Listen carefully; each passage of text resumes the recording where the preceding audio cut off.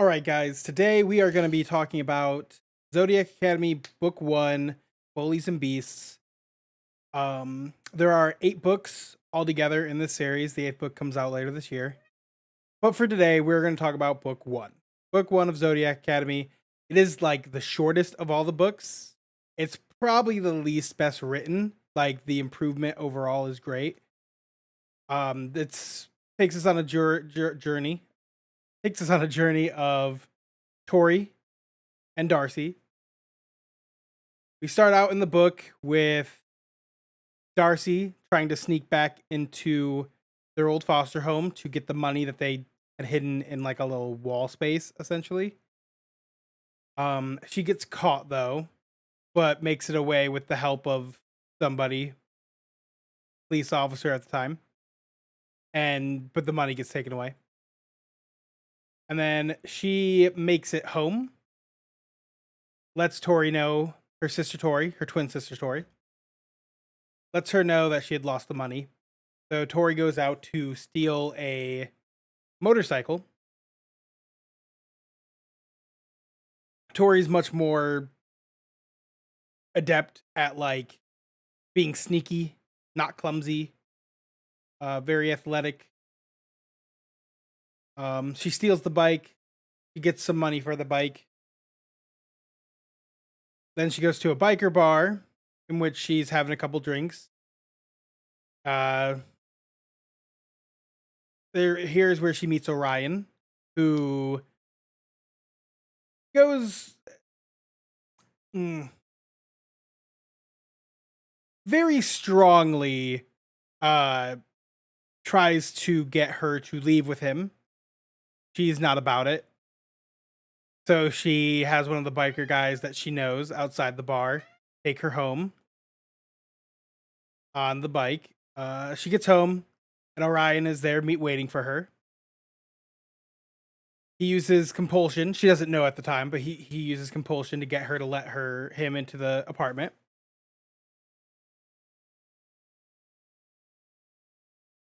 Once in the apartment, like Darcy's really thrown off. She doesn't really know what's going on. Um, Orion just kind of makes himself at home, like on their, just like sits down on their couch, drinks some water. He's telling them that they're phase and that they're changelings, and they don't really believe any of that. Like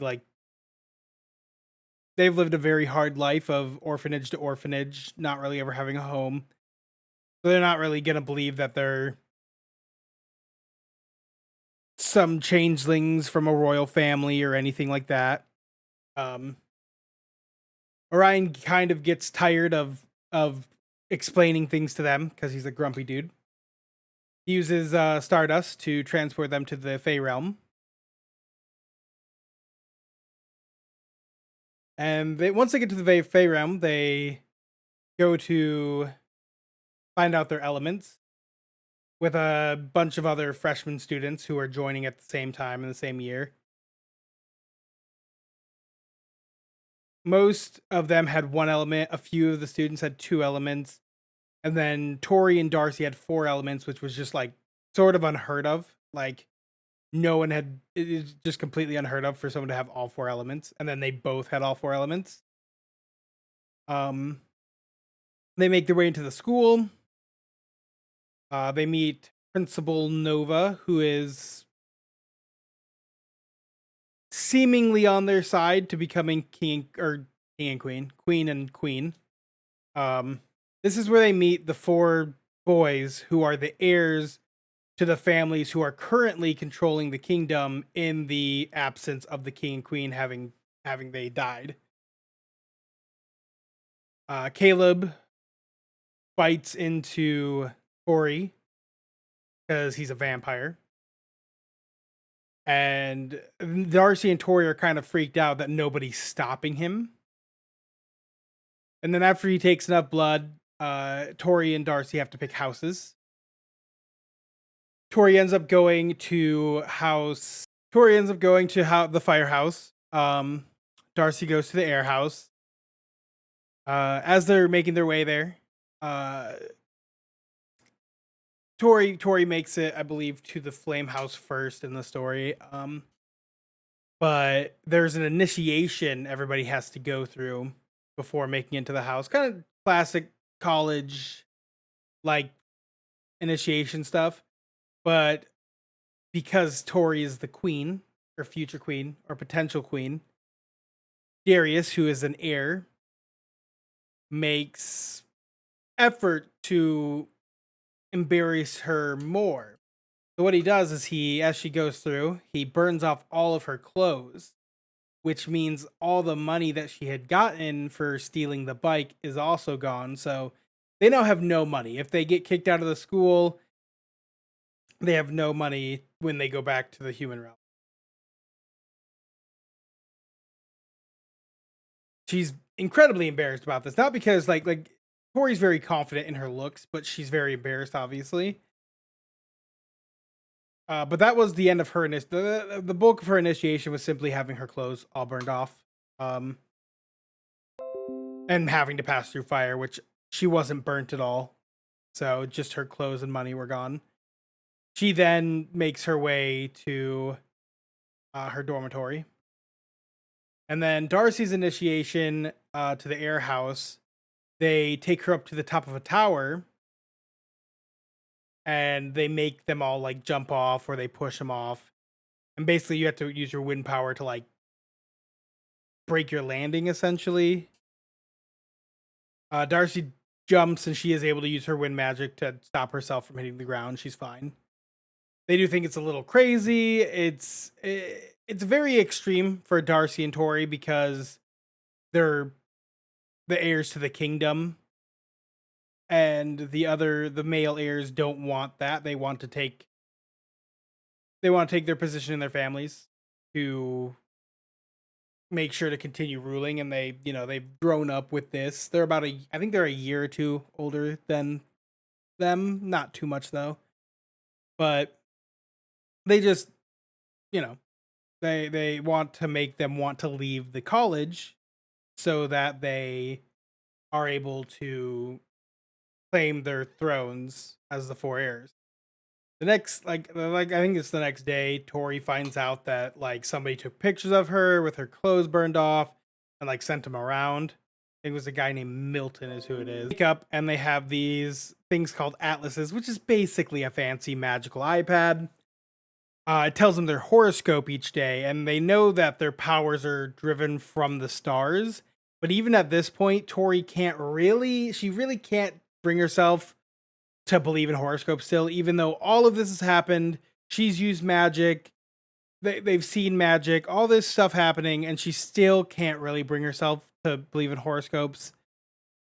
Um, they go into the first class, um, where they start learning stuff, basic stuff, and they find out that everybody at the school has already learned how to block out compulsion, or at least somewhat learned. They know it's a thing. They working on a shield in their mind, and they obviously from the human realm they have not. So Orion's kind of an asshole, and he basically tells everybody to like use their compulsion on them until they learn how to fight it off. Later, a little later, they Orion tells them how strong they are in their elements, and they're both like a 10 in fire, I think. But like even their weakest elements, like a 7 or an 8, which is higher than 90% of it. Like I think only the airs are higher than that in their respective magic, but even then, I don't think any of them are as powerful. And they do it with this like hand reading thing, which like a palm reading, which is mumbo jumbo in the real world, but this is the Fey world, and apparently it's not mumbo jumbo anymore. Then they start learning about orders, and that's when they find out, Caleb and Orion are vampires. They learn that there are, dragons and just Pegasus, just anything you could think of. Hydras, like there's just tons and tons of them. So at this point, they're starting to learn what being a Fae means. Like they obviously, like, everyone in their classes like, "Ah, to be a Fae means that you fight back, you never back down, you don't bow, like you if you have power, you are in charge. That is just what it means to be a Fae, is to always be fighting, to always be aggressive, like, you take your place. Nobody gives you your place, you take your place. It's kind of how it is." And then with starting to really learn what a Fae is, Tori kicks the ass out of Milton the next morning. Like she wakes up, she goes down there, she's like she realizes Milton's the one who shared all the pictures. She asks him to fucking delete them all. He says no, because he's kind of cocky. He's in Darius's little crew, so he's like with an heir, so he thinks himself higher. Tori kicks his ass with magic. No contest. Kicks his ass with magic. And this is very early on. They still haven't really learned much. She takes his atlas. She deletes all the photos. Darius doesn't make a move though, because part of being Fae is it's all one-on-one fight. You don't fight another Fae's fight. And that's where she really starts. That's where they start learning, like, hey, if we want something, we fight for it. Like that is what it is. They've slowly stopped learning to expect anything to be given or any kind of just kindness for the sake of kindness. Then they have a swimming lesson, and they don't really want to go on the water. Darcy doesn't really have an issue with it. Tori has an issue going in the water, and we find out through Max siphoning off their emotions because he is a siren. He siphons off some of their emotions, and he's able to see in their thoughts, and he gets them to talk about what basically their deepest fears. And Tori's deepest fear is going into the water again because her boyfriend left her to drown in a car after they had crashed off a bridge. And then Darcy's biggest fear was her boyfriend using her and then like disappearing essentially, like just using her and tossing her away, and she trust issues, obviously. And then you have them going about their daily life. They're getting picked on a little bit by like normal people, like just regular students who are probably in support of the heirs because they think they're gonna win.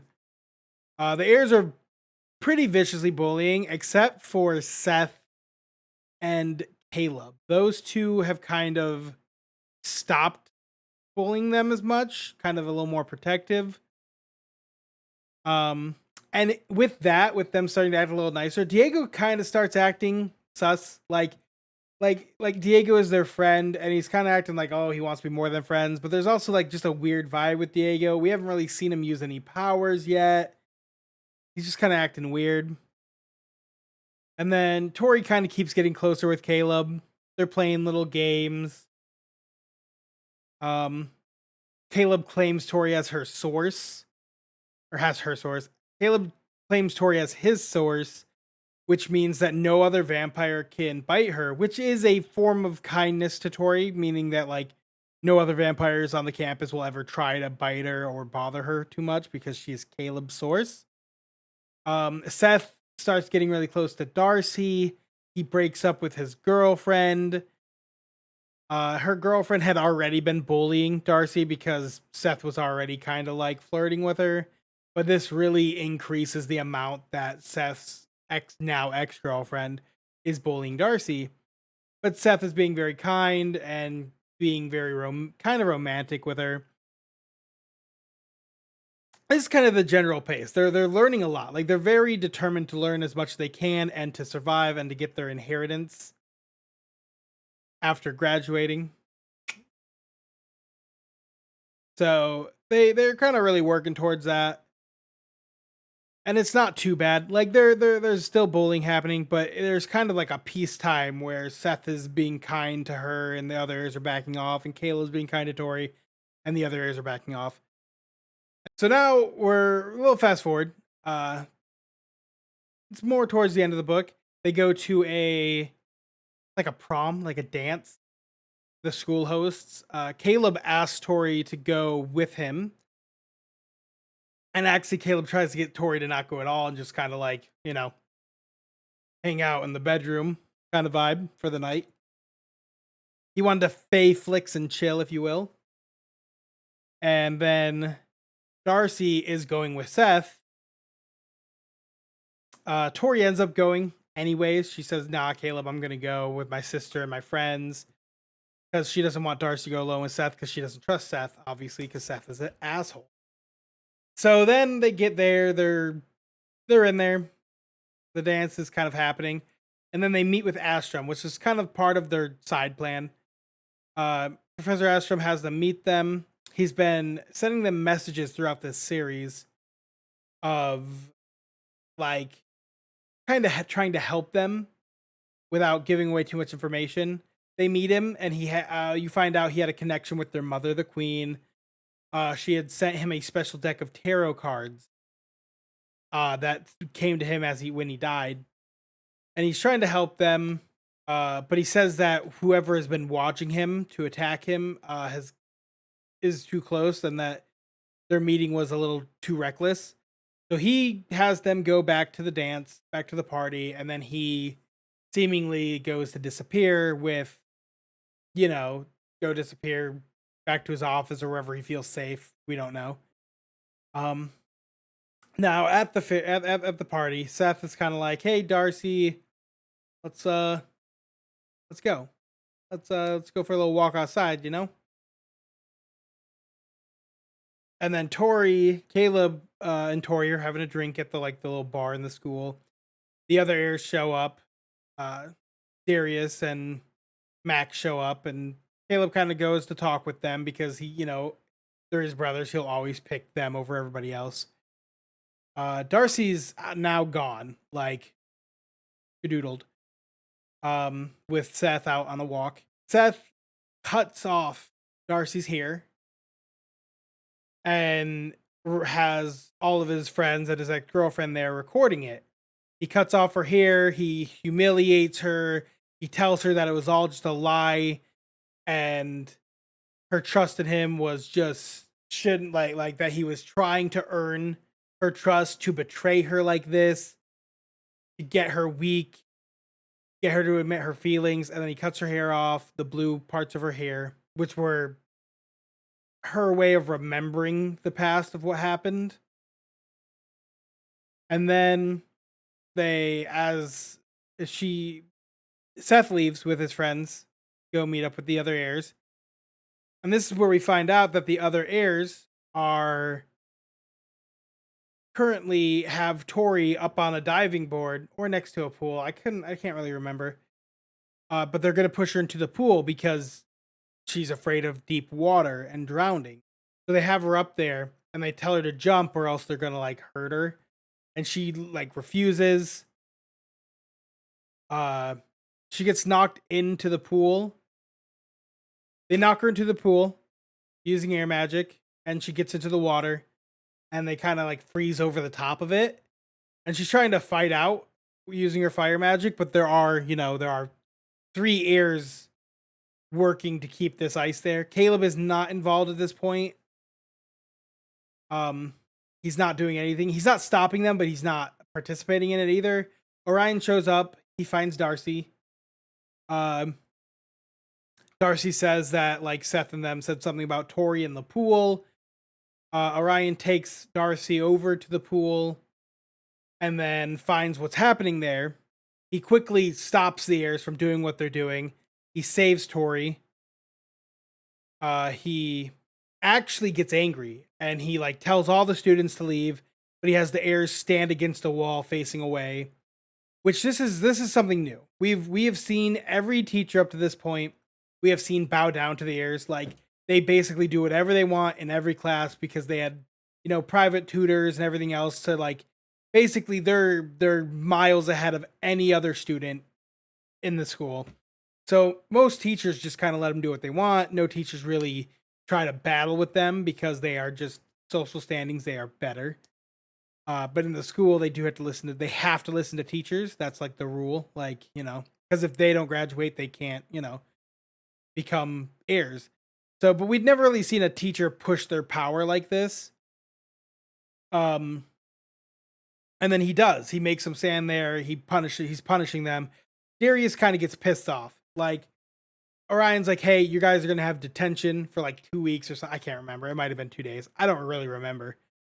He gives them detention though, and that is like it to us. It seems like, oh, that's not much, but if you think about the fact that they're heirs and they've probably never been punished a day in their life at school, they kind of run that school essentially.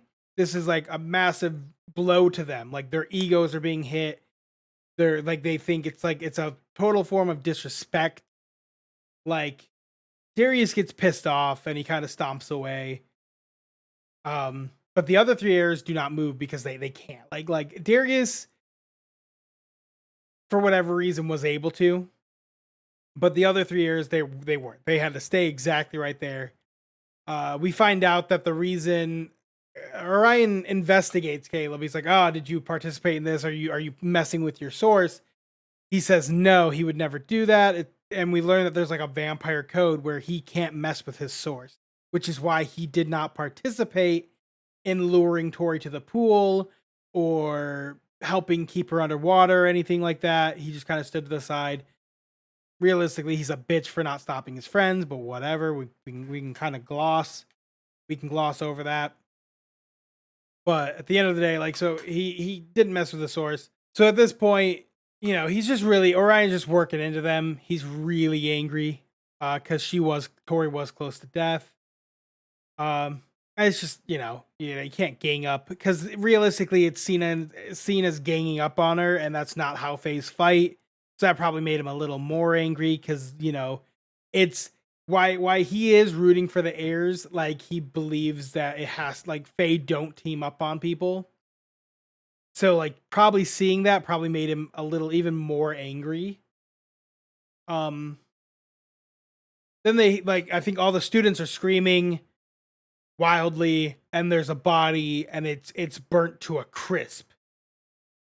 And this comes right after the trauma of what just happened with the pool and Seth and Darcy. Like after all this, here comes another big boom. There's a body burnt to a crisp and they realize it's Astrum. Um and there's a card. I think they take the card or they find the card in their room later. I can't remember exactly how they get the first card, but they see the death of this of Professor Astrom, who was like their one ally so far. Like, yeah, they have their friends Sophia and Diego, but like they don't really have like they didn't have like a true ally who was in front of students who would help them, which was Astrom at the time. He was helping them. He had a connection to their parents, or at least their mother, and that meant a lot to them. And then they just instantly lost it. A lot of people were suspecting that it was dragon fire that killed him, is what was being said, because it was how well it was burnt or something like that. Um, they all get sent off to their rooms, and that's kind of how the book ends. It's just like that. It's just overall, it's a great book. It feels a lot like a fan fiction, like a Harry Potter plus like magical beasts kind of thing. Like it feels very much fan fictiony, but it is its own story. It is very good. The magic is a little more what's the word for it? That's a little more like coordinated. It's like more ordered and structured, like fire, wind, earth, and water. Um, like people are proficient in different stuff. It's a very good story. Like we haven't learned the girls' order yet. It hasn't emerged. As far as we know, Diego doesn't have a order either. But there's a few people who still don't have an order. Sophia is a Pegasus, we learned. Something I didn't mention. Didn't talk a lot about Sophia. Sophia doesn't do much in the first book. She becomes friends with them. She helps them practice the blocking out coercion. But outside of blocking out coercion and stuff like that, she doesn't really help them too much. Like she'll back away from like issues when they arrive with the heirs because she doesn't want to challenge the heirs. So she doesn't want to challenge the heirs. So like she kind of backs off in those situations, but she's still a good friend. Um, but yeah, so like there we don't know what their order is. We don't know if they're gonna leave the school after what's happened, or if it's just gonna make them stronger. Astrom's dad, who is that person helping them through like secret messages. and we know that the heirs got in trouble for what they did, but it's not like huge trouble, but it's a big blow to like their respective like prides. And that's yeah, that's sort of the book overall. It's very good. Like I do enjoy it. Like it's not like the best written. It definitely I have read the second book. The writing definitely improves massively. The story only gets better. But that's the first book for what it is incredibly good.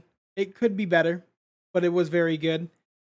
There is a prequel about the heirs, like or not a prequel. Well, there is a prequel about the heirs as well, but there's a book that's about the heirs' perspective during book one, which I haven't read yet, and I am really, really looking forward to reading it eventually.